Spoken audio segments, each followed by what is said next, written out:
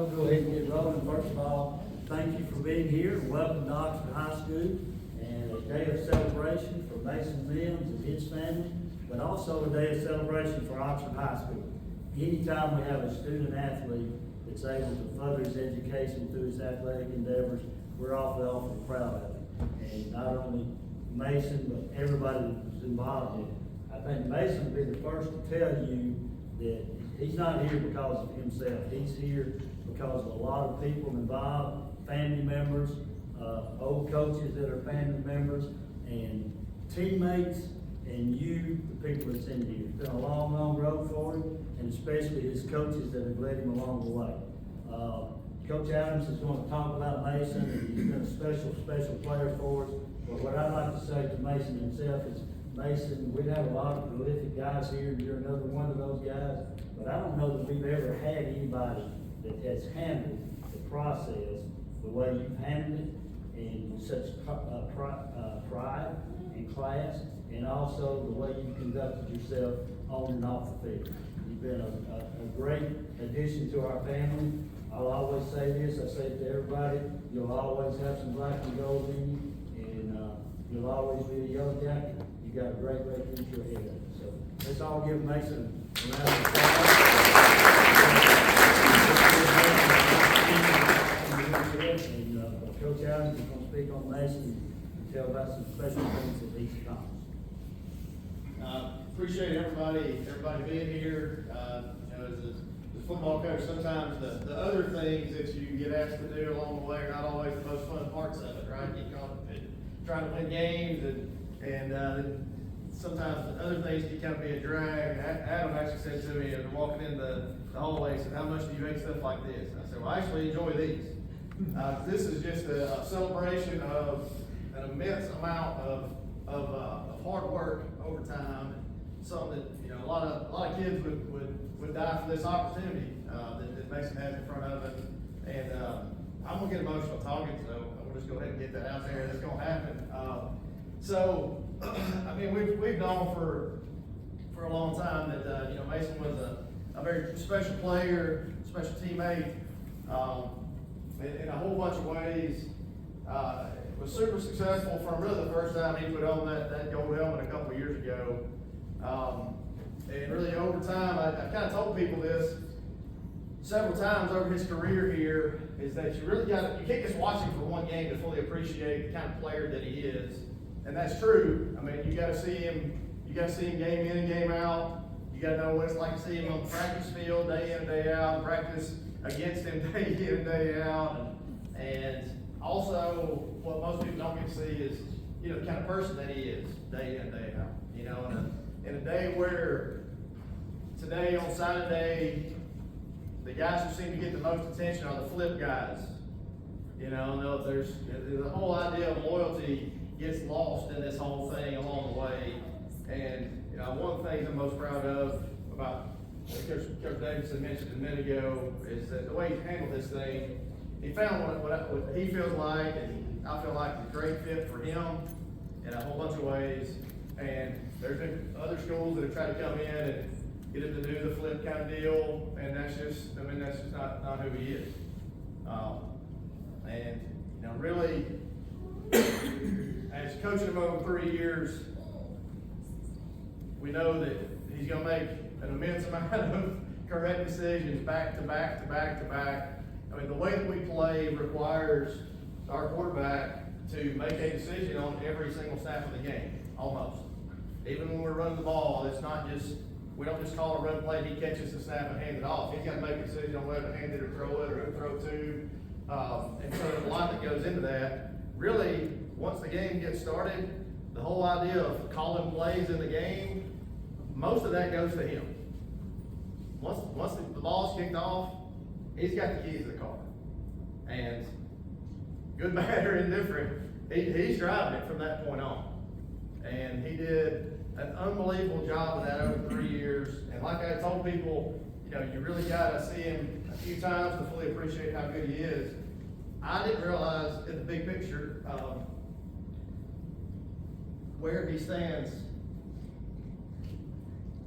I'm emotional because how I know how much he's prepared. for every single time he goes out there. So, last couple days, really about a week ago, 2 weeks ago, I was talking with Coach Brooks, and we are kind of thinking, could he be the all-time leading passer in Oxford high school history? And did some research on that, and that kind of led to more research and more research and more research. So the next slide I'm put up here is a whole lot of words, and I know that's like a cardinal sin for PowerPoint, to put a bunch of words on the screen, a bunch of numbers on the screen. But these are all deserved. Here's the, I'll give you we'll go through all of these. 3 years, 37 starts, 8,405 career passing yards, which puts him at number 1 in Oxford high school history in 104 years of football.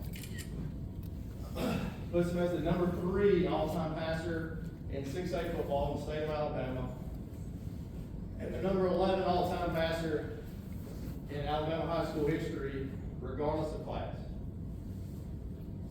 Moving down the list, and I didn't know this one until actually today. Our first game this year, we go to Central Carrollton, rushed 487 yards. That was the number 1 all-time passing performance for a 6A quarterback, as far as yards in the game. Number 24 all-time. This season, 3,617 yards puts him at number 4 all-time in 6A. Career completion percentage, number 1 all-time in 6A football, 70.7%. Number 2 all-time regardless of class. He's within a percentage point and a half of being the all-time completion percentage leader. This year, through 255 completions, which is number 2 all-time, started 37 games, and this came up in the last week in our coaching staff meeting. We were trying to figure, I knew early in the season he was on a pretty good streak as far as consecutive games with touchdown passes thrown, and I didn't want to look it up. It's kind of like in baseball when you got a no-hitter going. Like I didn't want to have that in my brain in a game. But there was only one game that he started which he did not throw a touchdown pass. And that was a game which he got injured and didn't play after halftime in the game. So 37 career starts, he threw touchdown passes in 36 of the 37. That would have been 2022, his first year as a starter, about game 8, if I remember correctly, of that season. He separated his shoulder, and then, actually game 9, center point, 22. And then, what a lot of people don't really fully realize, he actually played game 10 and game 11 where they separated throwing shoulder, and still competed at a high level, which is not easy to do. No matter how healthy your shoulder may not be, it's hard to compete as a 6A quarterback. But to do it, and to play through that for his teammates, and to throw touchdown passes after that game in 2022, 28 games in a row in which he's thrown at least 1 touchdown pass. Most of those games have been more than 1. So when you look at it in this kind of, from this kind of standpoint, if you were to do a Mount Rushmore all-time 6A quarterbacks in the state of Alabama, Mason Mims is on it. And he's not the 4th guy. And I just hope, I hope everybody understands how much time goes into this. Aside from football practice, aside from football meetings, I mean, this is not something you just fall into overnight. You don't just show up for practice and then go home and end up with this kind of production. So I'm proud of just the way that he's gone about his business in every single way. And it's not by chance that my son's wearing a 16 jersey.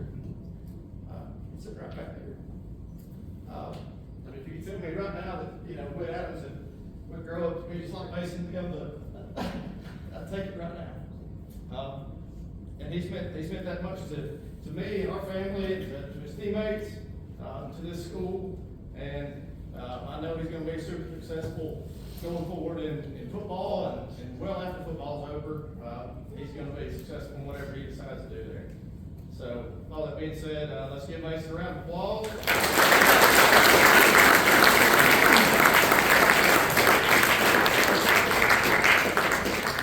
I'm gonna turn it over to him. I appreciate all y'all coming out there. I mean, everyone's alive. I just want to thank the coaching staff for giving me this opportunity to continue my academic and football. Also want to thank my family for everything they've sacrificed for me to be here right now. And also want to thank my teammates and the whole coaching staff here for driving me to be a better player every day. And I just want to thank the whole community since I got here 3 years ago.